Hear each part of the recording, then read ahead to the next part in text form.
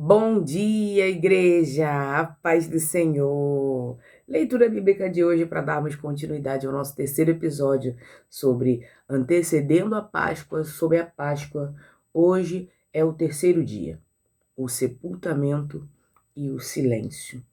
O sábado que vem depois da crucificação, aonde toda Jerusalém, ou uma boa parte dela, está entristecida, porque o seu rei, o seu Salvador, não está mais entre eles. Porém, eles não entenderam que a esperança estava na ressurreição e não somente na sua crucificação. A crucificação ela deveria acontecer, mas o real era a ressurreição. A prova da morte e a esperança no oculto. Vamos começar com João 19, versículo 40. Tomaram o corpo de Jesus e o envolveram em faixas de linho com as especiarias, de acordo com os costumes judaicos do sepultamento. João destaca a participação de José de Arimateia e Nicodemos. O uso de especiarias, cerca de 34 quilos de mirra e aloes, era um tratamento digno de um rei. O linho e os perfumes não eram apenas rituais, mas gestos de amor e honra por parte daqueles que, antes ocultos, agora se identificam publicamente com Jesus. Depois que Jesus é crucificado, eles o retiram da cruz, como estava predito, né, que ele não teria nenhum tipo de osso quebrado, somente a lança que foi encaixada aqui na lateral do abdômen de Jesus, e retiraram Jesus e o envolveram em panos, em óleos essenciais, e deram a ele um tratamento digno de rei. Tudo foi feito para comprovar que ele realmente era o rei dos judeus. E entra aí a José de Arimateia e Nicodemos, que oferecem um túmulo que nunca foi usado para poder sepultar a Jesus Cristo. E esse túmulo havia uma pedra tão grande, eu lembro que pequenininha minha mãe falava, olha, a pedra era grandona assim, ó, bem grandona, maior do que a gente. Minha mãe sempre contava histórias bíblicas pra gente, quando a gente era pequenininha. Então ela falava assim, ó, tinha uma pedrona assim, muito grandona, que fechou o túmulo de Jesus. E não tinha como ninguém abrir. Então ela contava assim pra gente. Não tinha, realmente. Precisava pelo menos de 5 homens ali para poder girar aquela pedra e a pedra sair da porta do túmulo. Porque o túmulo, ele ficava ali e ficava fechado para ninguém mexer, porque o judeu, ele não pode tocar em morto. Existe um ritual, um rito, né, ao qual as pessoas não podem tocar, e aí tem que ficar, acho que são 7 dias em purificação e tal, e isso tem uma pessoa especial, específica para fazer esse tipo de ato, de ação. Resumo do capítulo 19. O capítulo destaca o julgamento perante Pilatos, a crucificação, as últimas palavras de Jesus, está consumado, e a confirmação da sua morte. Termina com a permissão de Pilatos para o sepultamento apressado antes do início do sábado. Por quê? Sábado, os judeus, eles não faziam absolutamente nada. Não poderiam. Dava 6 da noite, das 6 da noite, eles param de trabalhar, param de fazer qualquer tipo de ação e só voltam a fazer, se eu não me engano, sábado, 6 horas da tarde ou no próprio domingo, né? Então eles não poderiam fazer absolutamente nada, eles não podem fazer absolutamente nada. E por essa razão, né, Pilatos permitiu que o corpo de Jesus fosse retirado para acontecer o sepultamento, porque no domingo já aconteceria a Páscoa. Já aconteceria a Páscoa do Senhor. Então, muitas das vezes, nosso amor por Jesus é testado no momento de silêncio.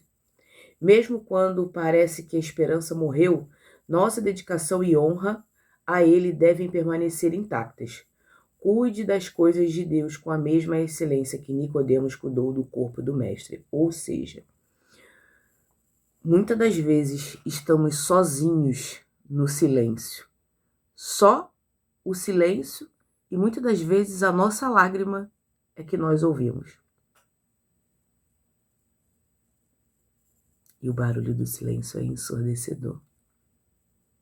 E parece que nada nem ninguém vai nos ajudar e vai nos socorrer. Mas Deus e Jesus Cristo estão vendo. Deus sabia qual era o princípio do que Jesus estava fazendo ali. E Ele iria dar a vitória para Jesus. Logo em seguida, aqui era na sexta-feira, logo em seguida, Jesus, Ele ressuscitaria, mas Ele teve que viver o silêncio. Israel teve que viver o silêncio. Os seguidores de Jesus tiveram que viver o silêncio. Tiveram que viver o silêncio para quê? Para acreditar. Acreditar na ressurreição do Mestre. Porque para muitos, a morte é o final de tudo. Mas olha quantas coisas os seguidores de Jesus haviam visto. Cegos sendo curados, mortos voltando à vida, mudo voltando a falar, paralítico voltando a andar. Ou seja, eles viram Jesus fazer tantas coisas, mas no momento de ele vai ressurgir, assim como Lázaro ressurgiu, faltou a fé. E assim acontece com a gente também. Quando a gente está no nosso pior momento, no momento de maior provação, a gente tende a abandonar a nossa fé. É como se a gente tivesse falando assim, oi fé, vai com Deus, vai, não me perturba não. Lá no fundico a gente continua com fé. Mas a primeira coisa que a gente faz é, ai, Deus me abandonou, Jesus me abandonou. Não, é só um período de silêncio. Jesus não te abandonou. Então, saiba viver o processo. Saiba viver os processos da vida, que não são fáceis, mas que valem a pena. E que vão provar pra gente quem é o nosso Deus. Nos meus momentos de maior dificuldade, maiores ansiedades, eu tive que exercitar e exercer uma fé que nem eu sabia que eu tinha. Mas a minha fé, ela foi feroz, veraz. Tive meus momentos de percalço, de dizer assim, poxa Deus, o que está acontecendo? Será que eu vou conviver? Será que eu vou sobreviver? Será que vai dar certo?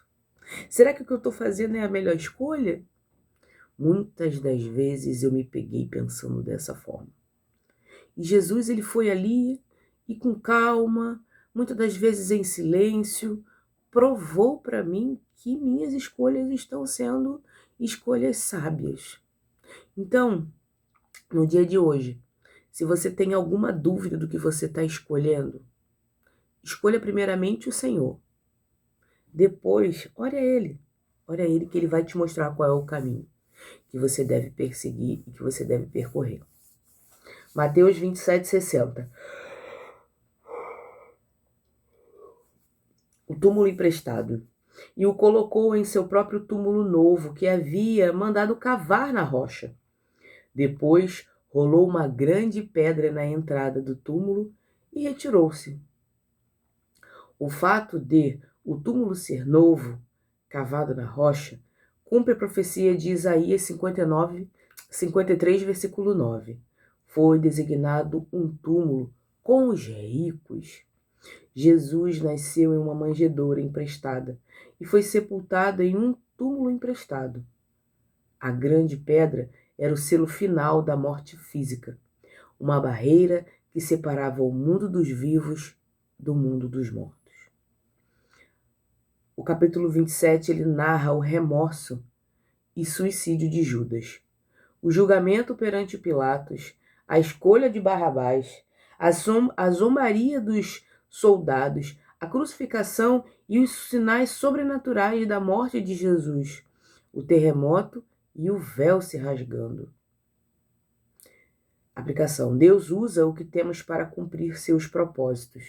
José de Arimateia ofereceu o que tinha de valor, seu túmulo. O que você tem hoje?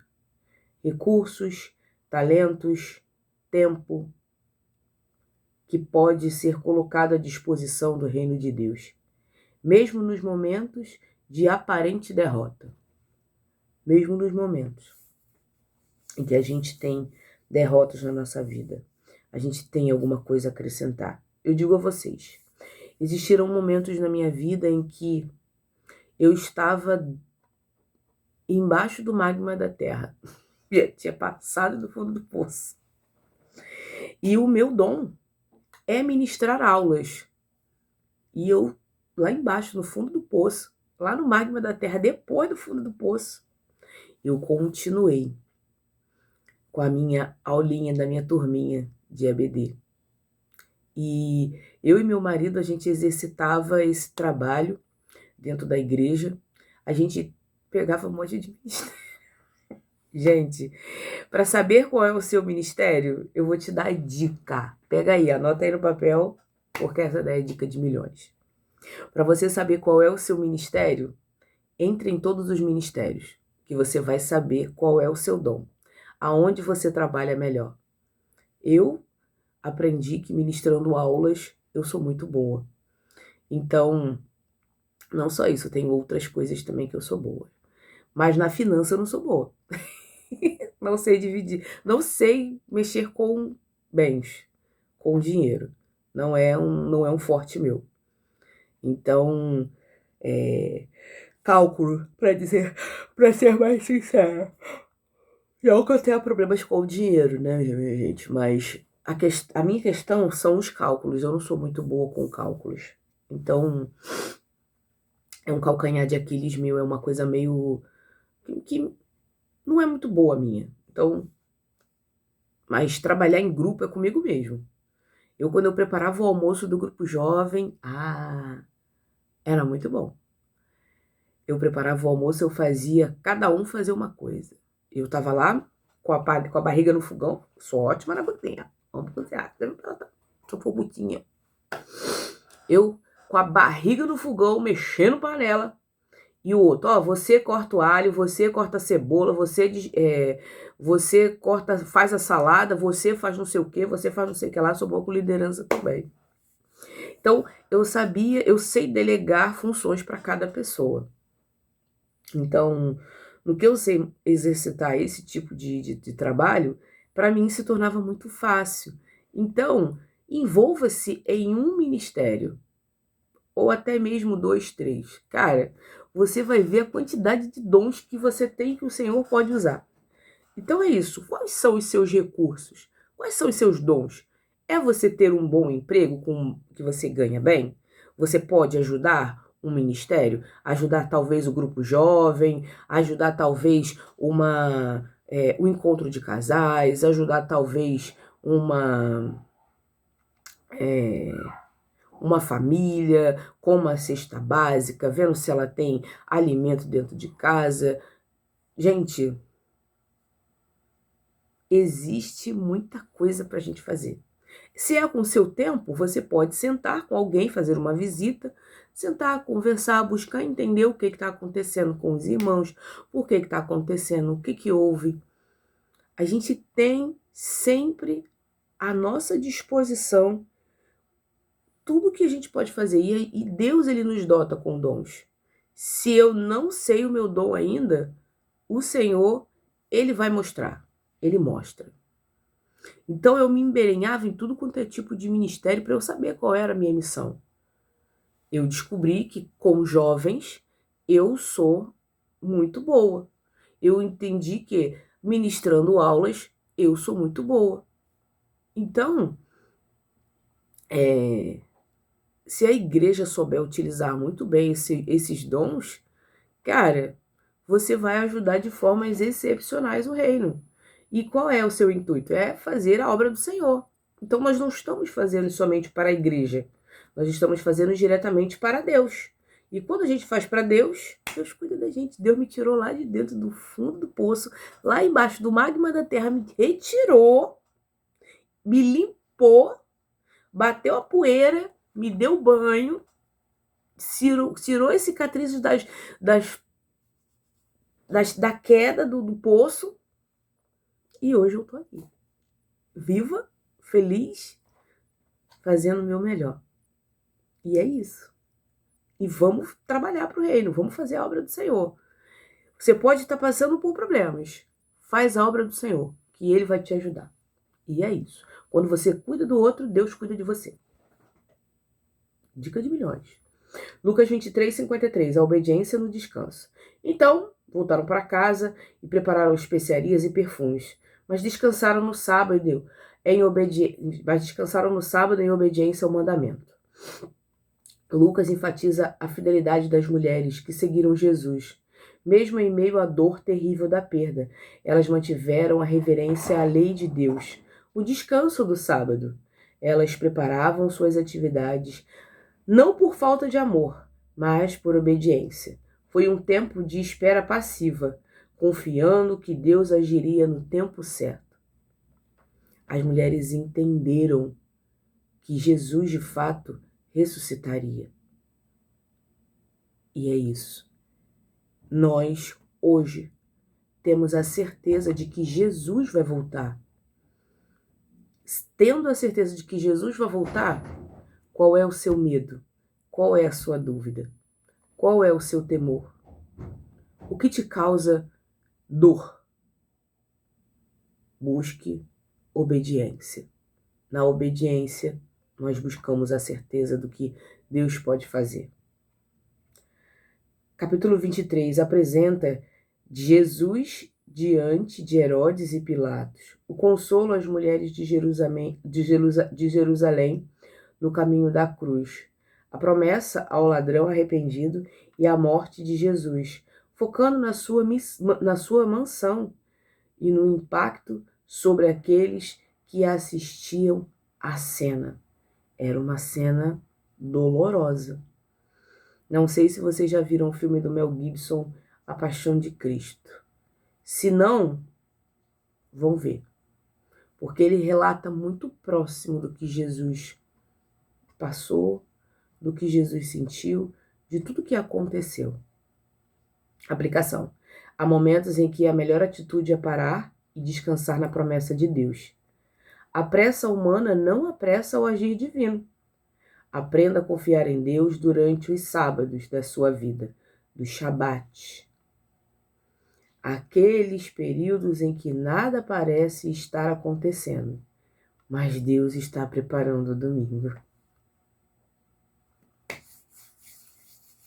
Ontem foi chororô, hoje já estou chorando de novo. A palavra, gente, ela vem como uma flecha, vem direto para o nosso coração. Não adianta, façamos o nosso melhor na sexta para descansar no sábado e voltar acreditando que Deus está preparando um domingo para a gente. Um domingo excepcional, ao qual o nosso Mestre ressuscita. E a Páscoa? A Páscoa ela não é para trazer ovos de Páscoa, mas para trazer a nossa lembrança o que Jesus fez. Os domingos ao qual ceamos, todos os domingos, é um memorial para lembrarmos que o nosso Rei se doou pelos nossos pecados. Eu sempre digo que eu me emociono porque Jesus é um cara extraordinário. Porque ontem, conversando com o Uber na volta, né? Eu perguntei a ele, que eu falei que eu faço devocionais, eu perguntei a ele o seguinte, que Jesus foi um cara extraordinário. E aí ele perguntou para mim, realmente. Aí eu falei assim, ele foi para a cruz por mim, por você e por todos os pecadores. Aí eu falei assim, nós somos capazes de amar quem nos ama.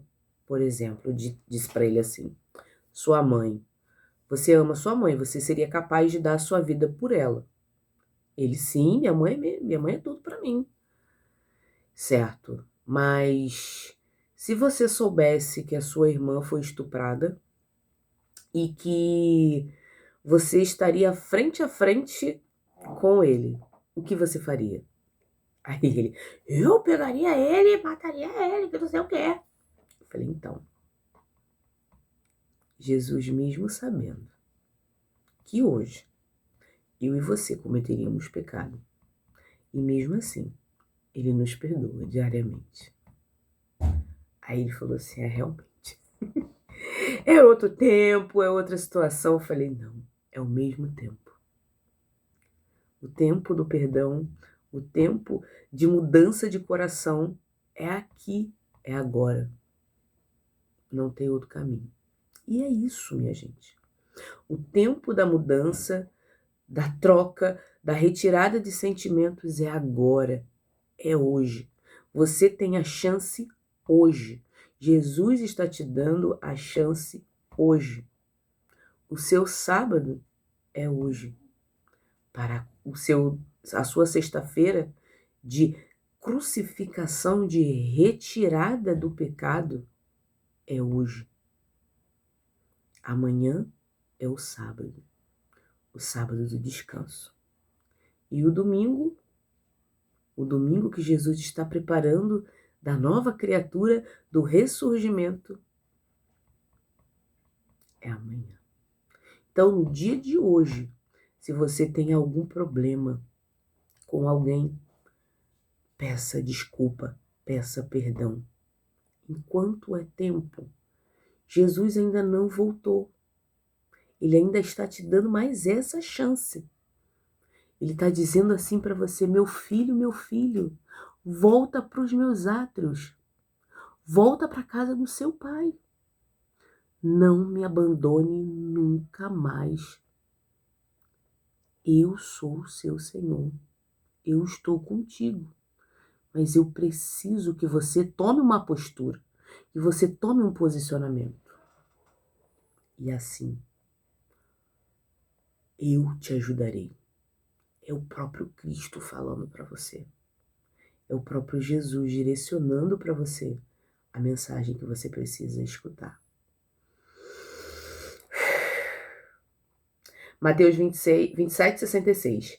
A inutilidade da resistência humana.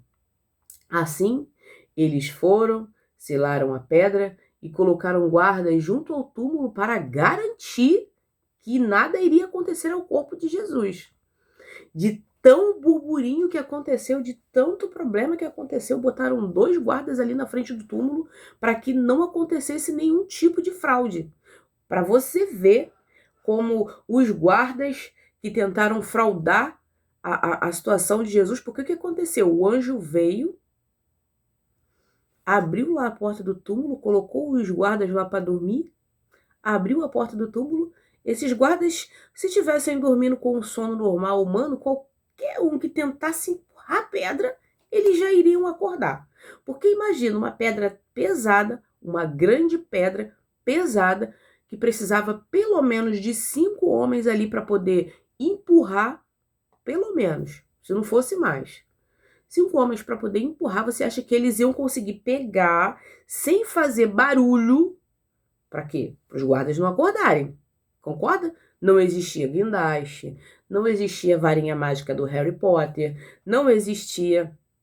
Era tudo na força bruta, na mão. Era na mão. Então você imagina ter que empurrar aquela pedra pesada sem pelo menos um dos guardas acordar. Alguém ia acordar ali, gente. Não tem como. Alguém ia acordar. Então o anjo veio, os guardas dormindo, tirou lá a pedra do local, Jesus ressuscitou e o anjo ficou lá sentadinho lá. no túmulo, aguardando o povo que ia vir para poder ver se Jesus realmente tinha ressuscitado, para poder terminar o embalsamento, porque as mulheres elas foram lá para ver o corpo de Jesus.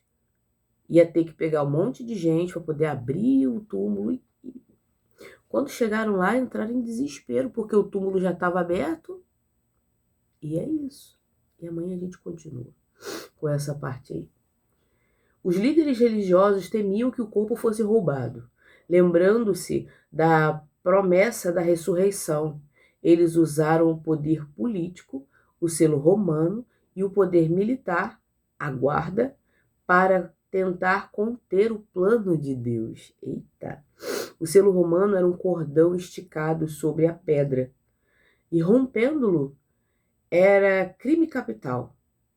Humanamente, Jesus estava trancado para sempre. Resumo do capítulo 27. O capítulo encerra mostrando o contraste entre trava-língua, hein? O contraste entre a fé silenciosa dos discípulos e o medo paranoico dos inimigos de Jesus, que tentam usar a força para impedir a profecia. Ou seja, a força humana de nada serve quando o Deus, ele decreta. Então, meu irmão, minha irmã, vou chamar aqui bem pertinho. Sua situação, sua causa, seu problema tá difícil? Não temas, não se preocupe. Já está nas mãos de Deus.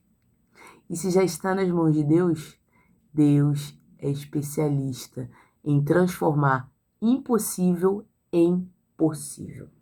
Deus é o Deus de quê? Das causas impossíveis. Ou seja, você está achando que a sua causa é impossível? Tem problema não. Jesus, ele resolve tudo. Aplicação. O homem pode selar a pedra e colocar guardas, mas nada pode impedir o que Deus decidiu fazer. Se Deus decidiu, está decidido. Ele é o juiz, ele é que tem o martelinho lá, ó. Pim! Veredito. Natália ganhou a causa. E é isso.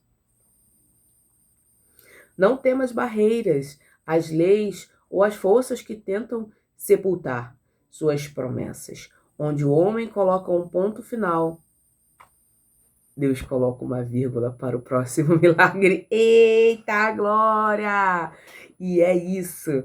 Não precisa você se preocupar, pois a sua causa, o seu problema, já tem dia e data e hora certa para ser resolvido. É só aguardar. Aguarda no sábado que o seu domingo vai chegar. A sua Páscoa vai chegar. O sepultamento por José de Arimateias e Nicodemos, homens ricos e influentes, valida que Jesus realmente morreu. O túmulo selado e os guardas eliminam teorias do roubo do corpo, preparando o cenário para o milagre. Confiar em Deus quando ele parece em silêncio. Entender que o sábado de nossas vidas é um prelúdio para o domingo da ressurreição, para o domingo do milagre, para o domingo da bênção. O grão de trigo caiu na terra e morreu para que pudesse dar fruto. Em um momento de silêncio hoje, entregue a Deus uma situação que parece morta ou sem resolução. O silêncio do sábado. O sepultamento de Jesus nos ensina 3 lições fundamentais. Honra. Jesus foi tratado como um rei até na sua sepultura, mostrando sua dignidade nunca perdida. João 19:40. Cumprimento. Cada detalhe, desde o túmulo do rico até a pedra rolada, serviu para confirmar as escrituras. Mateus 27:60. A fragilidade do mal. O esforço dos líderes para selar o túmulo prova que eles, no fundo, temiam que Jesus estivesse falando a verdade. Mateus 27:66. Na verdade, eles sabiam, só não queriam dar crédito, só não queriam acreditar. E para hoje, uma última mensagem. O túmulo não foi o fim para Jesus. Foi apenas a sala de espera para a glória. Talvez hoje você se sinta como os discípulos, triste, em silêncio e vendo uma grande pedra bloqueando o seu caminho. Lembre-se, o selo do homem não aguenta o toque do anjo. O que foi sepultado em sua vida por obediência a Deus, Ele mesmo ressuscitará com mais forças. Aguente firme. O seu domingo está chegando. Amém? Vamos orar? Paizinho amado e querido Deus, graças te damos por mais um dia que se chama hoje, Senhor. Muito obrigada por me mostrar que o domingo, o meu domingo, ele vai chegar. E que eu preciso apenas descansar. Descansar e viver o seu propósito. Viver o percurso. Viver o trajeto. Sobreviver e viver de acordo com aquilo que o Senhor tem para nossas vidas. Muito obrigada, meu Pai. Muito obrigada porque o teu amor, ele é grandioso e as tuas misericórdias são maiores ainda. Tome-nos em tuas mãos, dirija a nossa vida, ajude-nos em nossos momentos de fraqueza. Tome-nos em tuas mãos e peço, Pai, que o Senhor atinja cada um dos corações que estão aqui, Pai, comigo hoje, orando, pedindo ao Senhor para que o domingo deles chegue. Ajude-os, Pai. Seja com eles. Hoje eu oro e já te agradeço em nome de Jesus. Amém.